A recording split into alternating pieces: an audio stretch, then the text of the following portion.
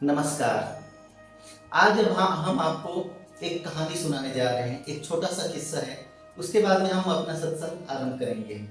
तो सत्संग को समझने में आपको आसानी होगी। कारण यही है कि आपको हम एक कहानी सुनाने जा रहे हैं। एक गांव में एक पति पत्नी रहा करते थे। गरीब थे और बहुत ही गरीब थे। उनके पास में कुछ भी नहीं था। उनके पास न रहने के लिए ठिकाना था, न कुछ ना। तो वो दोनों पति पत्नी काफी मेहनती थे और मेहनत किए और बहुत ही मेहनत किए। कभी खाने के लिए मिलता था, कभी नहीं मिलता था।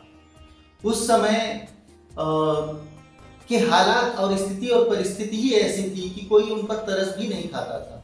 लेकिन उन दोनों ने मेहनत के बलबूते उन्होंने इतने परिश्रम किए कि एक छोटा सा घर बनाए और उस घर में रहने लगे। फिर उनके 5 बच्चे हुए। 4 लड़के थे और 1 लड़की थी। अब ये परिवार काफी मेहनती होने की वजह से धीरे धीरे बहुत अच्छी तरह से आगे बढ़ा। बच्चों को पढ़ाया लिखाया, बच्चों से भी मेहनत करवाई और स्वयं ने भी मेहनत किया। इसकी वजह से काफी अच्छी तरह से 20 से 25 साल तक के चलता चला गया। बहुत अच्छा चला।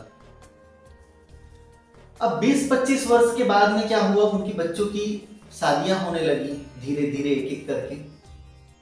तो शादी के बाद में क्या होता था, जैसे वो अपने बेटे की शादी की है ना, तो आ जाती थी बहू। बहू आने के बाद में क्या होता था, 1 से 2 वर्ष तक के वो साथ में रहते थे।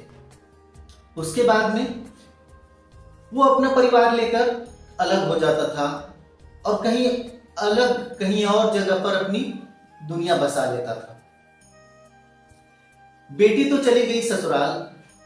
बेटे जैसे जैसे एक एक करके जैसे जैसे शादी होती गई, वैसे वैसे सारे बेटे और बहू उनको छोड़कर चले गए। सब के सब अलग हो गए। अब रह गए घर में अकेले पति और पत्नी।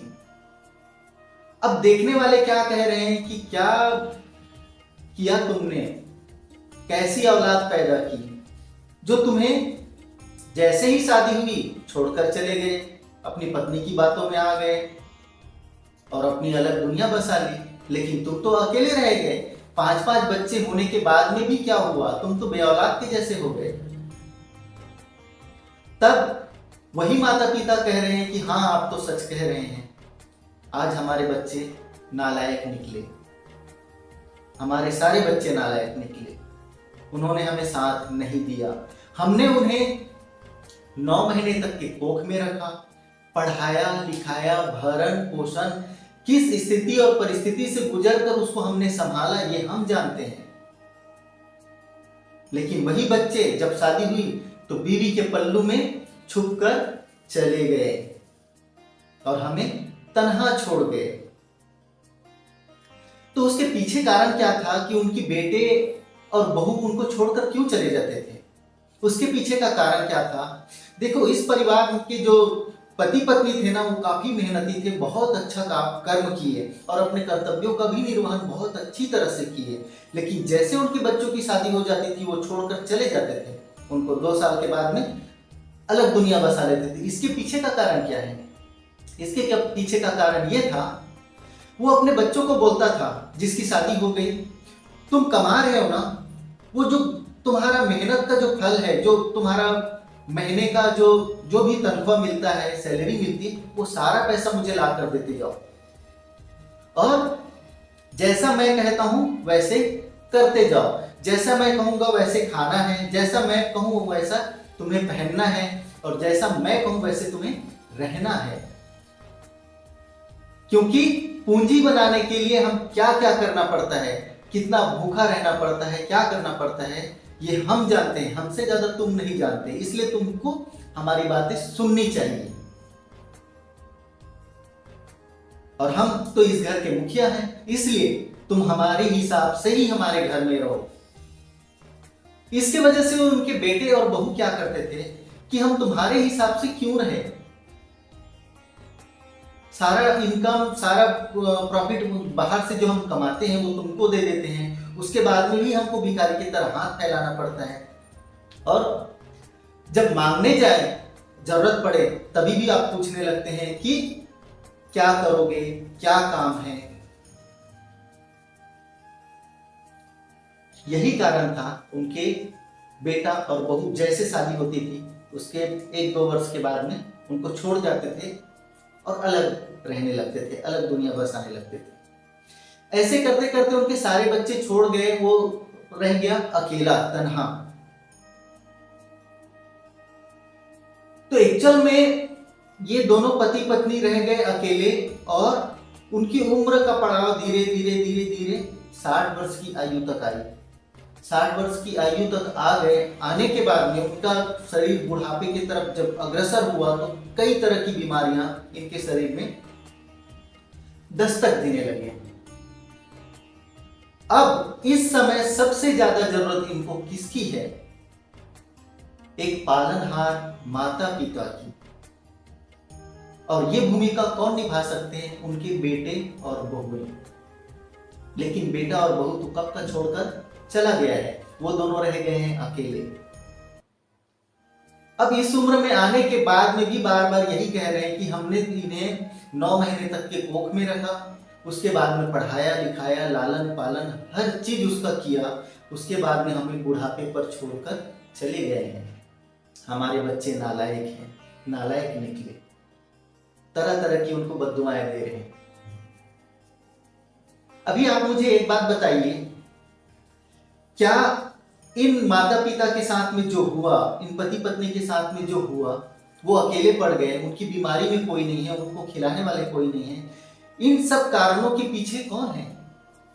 और इनके पीछे क्या कारण है कि उनका बुढ़ापा अकेले में गुजर रहा है? ऐसे गुजर रहा है जैसे बे औलाद हो, कि जैसे उनको कोई बच्चे थे ही नहीं, क्योंकि बेटी तो चली गई है ससुराल, वो थोड़ी आने वाली है, उनका भी कर्तव्य है उनके ससुराल में। और एक दिन क्या होता है कि वो पति पत्नी में से एक को पैरालाइज हो जाता है, लकवा हो जाता है। लकवा होने के बाद अभी सेवा करने वाली उनकी बूढ़ी पत्नी, वो भी कितना कर पाएगी? लकवा हुआ तो उनका हाथ पैर चलना बंद, रात और दिन बिस्तर में, और इस तरह से धीरे धीरे करके बीमारी बढ़ते गया तो फिर प्राण त्याग दिए। और जब उन्होंने प्राण त्यागे तभी भी उनके पास उनका बेटा बहू कोई नहीं था। तो इन सब के पीछे का कारण क्या है? देखिए, परिवर्तन संसार का नियम है, भगवान कृष्ण ने भगवत गीता में कहा है। और जो इंसान परिवर्तन को स्वीकार नहीं करते, समय के चुनौती को स्वीकार नहीं करते, उनका जीवन अंधेरे में चला जाता है, या यूं कहें नर्क में चला जाता है। उनका भविष्य अकेले में रह जाएगा, कोई उनके साथ में नहीं रहेगा। क्योंकि जब तक के आपके बच्चे 20 वर्ष की आयु के नीचे हैं, तब तक के आप माता पिता तो हैं और माता पिता की भूमिका पर भी हैं, क्योंकि आप उनके पालनहार हैं। उनके भरण पोषण आपकी जिम्मेदारी पर है, इसलिए आप माता पिता हैं। और जब आपके संतानों की आयु 20 वर्ष पार हो जाती है या आपके बच्चों की शादी हो जाती है, तब आप माता पिता नहीं रह जाते। माता पिता तो आजीवन रहेंगे, लेकिन माता पिता की भूमिका आपके पास नहीं रह जाती। आप रह जाते हैं तब एक सलाहकार, भाई, दोस्त, मित्र, सखा। आप इस भूमिका पर आ जाते हैं जिसे आपने स्वीकार नहीं किया। यही कारण था आपके बेटे और बहू आपको छोड़कर चले गए। इस उम्र के पड़ाव पर ना अधिकतर माता पिता ये फेल हो जाते हैं और कहते हैं कि मैं तुम्हारा बाप हूं, तुम तुम्हारे बाप को सिखाने का प्रयास मत करो। मैं तुम्हारे उम्र में था तो मैं ऐसा करता था, वैसा करता था। मेरे भाई ऐसा नहीं है, तुम्हारा जमाना कुछ और था, आज का जमाना कुछ और है। तब गांव का शकल और सूरत कुछ अलग थी, और वो टेक्नोलॉजी भी नहीं थी, और वो स्थिति और परिस्थिति थी जहां आपने वो मेहनत किए। लेकिन आज का समय हमारा है। मेहनत तो हम भी करेंगे, लेकिन हमारा भी मेहनत करने का तरीका अलग है। इस परिवर्तन को स्वीकार नहीं किए, जिसका नतीजा सब छोड़कर चले गए। तो परिवर्तन को जो स्वीकार नहीं करेगा वो तो अकेले पढ़ने ही वाला है। लेकिन अकेले पढ़ने के बाद में क्या होता है, जब आपकी उम्र 60 वर्ष हो गई,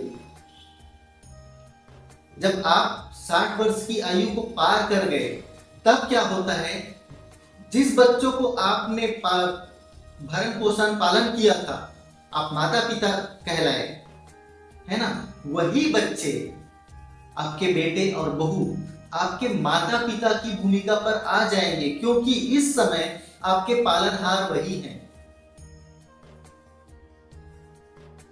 जीवन में 2 बार माता पिता की आवश्यकता होती है। एक तो कब, जब जन्म लेते हैं तब, उस समय माता पिता की अधिक आवश्यकता होती है, और दूसरा कब, जब मृत्यु के निकट हो तब। लेकिन जन्म के समय हमारे जन्म देने वाले माता पिता साथ होते हैं, और मृत्यु के समय जिन्हें हमने जन्म दिया है वो हमारे माता पिता की भूमिका पर रहते हैं। तो परिवर्तन को स्वीकार करना बहुत ही आवश्यक है, और परिवर्तन को जो स्वीकार नहीं करते, समझ लो वो जीते जी नरक में चले जाते हैं। इसीलिए हर माता पिता को ये सोचना चाहिए और समझना चाहिए कि मैं माता पिता कब तक हूं और उनके दोस्त सखा कब तक हूं, और ये कब मेरे माता पिता बन जाएंगे। इसलिए कभी ये अधिकार मत जमाना अपने बच्चों पर और अपने बेटे और बहू पर कि हम तुम्हारे माता पिता हैं, हम तुम्हारे सास ससुर हैं, इसलिए जो हम कहेंगे वही करो। ठीक है, आज तुम्हारा शरीर चंगा है इसलिए तुम कुछ भी कर सकते हो, उनको घर से भी निकाल सकते हो या रख सकते हो या गुलाम बनाकर भी रख सकते हो। लेकिन जब तुम्हारा शरीर थक जाएगा, जब तुमको कोई खिलाने पिलाने वाला नहीं रहेगा, तब क्या होगा। अधिकतर ऐसी गलती करने के बाद में लोग अपने ही बच्चों को कोसते हैं कि हमारा बेटा नालायक निकला, हमारी बहू नालायक निकली, और हमारी बात नहीं सुने, हमें बुढ़ापे में अकेले छोड़कर चले गए। लेकिन उसके पहले तुमने क्या किया, इसका विवरण नहीं पता होगा। नहीं, मैं तो हमेशा अच्छा था और अच्छा ही हूं, मेरा निर्णय अच्छा था और आज भी अच्छा रहता है, मैंने कभी गलत नहीं किया। इंसान की स्वयं की गलती कभी स्वयं को इतनी जल्दी समझ में नहीं आती। इसीलिए जरूरत है ब्रह्म ज्ञान सत्संग की। समय के साथ में परिवर्तन अनिवार्य है। आप सोचिए 20 साल पहले आपका गांव कैसा था, आज कैसा है। 20 साल पहले आप क्या करते थे, अब क्या करते हैं। वैसे ही देश बदल गया, दुनिया बदल गई, हर चीज में परिवर्तन होना है। ये समय परिवर्तन साथ में लेकर ही आता है। पहले के जमाने में विज्ञान और टेक्नोलॉजी इतनी नहीं थी, इसके वजह से वहां उस समय पर परिवर्तन बहुत धीमी गति से होती थी। लेकिन अब विज्ञान और टेक्नोलॉजी है, इसके वजह से दुनिया में परिवर्तन इतने तीव्रता से हो रही है कि 20 साल तक के आंख बंद करके बैठ जाओ ना, और 20 साल के बाद में खोलो तो यकीन ही नहीं होगा कि ये पृथ्वी लोक है। समय के साथ में अपने काम धंधे, व्यापार व्यवसाय, नौकरी, सब में परिवर्तन होता है। काम करने के तरीके में भी परिवर्तन होता है, और जो परिवर्तन को स्वीकार करता है, समझ लो वो समय के साथ में चल रहा है और वो कामयाब होता चला जाता है। तो समय के साथ में स्थिति और परिस्थिति को भांपने का प्रयास कीजिए और परिवर्तन को स्वीकार कीजिए, तभी चलता चला जाएगा और यही जीवन आपका स्वर्ग बन जाएगा। हमारा जितना भी सत्संग है, हमने इस चैनल पर जितना भी सत्संग लेकर आए हैं ना, सारे सत्संग एक दूसरे से जुड़े हुए हैं। इसीलिए आप यदि एक सत्संग अटेंड कर लिए, सुन लिए, उसके बाद में लगेगा कि हाँ बाकी भी ऐसा वैसा रहेगा, तो वो आपके समझ में नहीं आने वाली और आपके किसी काम का नहीं है। आपको अगर हमारे साथ में जुड़ के रहना है, हमारी विचारधारा और हमारे ज्ञान का लाभ लेना है तो आपको सबसे पहले चैनल को सब्सक्राइब करना होगा। उसके बाद में शुरुआत से देखते आइए जितने भी सत्संग है। शुरुआत हमने किए थे सनातन धर्म क्या है, उसके बाद में बहुत सारी वीडियो आई, बहुत सारे सत्संग आए। तो सारे सत्संग को अगर एक क्रम से अगर आप सुनने का प्रयास करेंगे, देखने का प्रयास करेंगे तो हमारी बातों को आप आसानी से समझ जाएंगे। और इस चैनल में आपके जीवन में परिवर्तन लाने वाला, आपको राह दिखाने वाला बहुत सारी बातें रखी हुई है। इस चैनल के पिटारे में बहुत सारा ऐसा कुछ है जो आपके जीवन में उपयोगी है और ऐसे बहुत सारे सत्संग आने वाले हैं जिसे आपको मिस नहीं करना चाहिए। इसलिए सबसे पहले तो आप चैनल को सब्सक्राइब कीजिए, सदस्यता लीजिए और शुरुआत से देखने का प्रयास कीजिए। अभी सत्संग कम है, वीडियो हमने कम अपलोड किए हैं, इसलिए बहुत आसान है कि आप सारे देख सकते हैं। लेकिन इनकी तादाद अगर बढ़ गई सैकड़ों में, तब वो थोड़ा पॉसिबल होना मुश्किल है कि नहीं इतना है, नहीं ये कर पाएंगे, है ना। तो हमारा अगला सत्संग रहेगा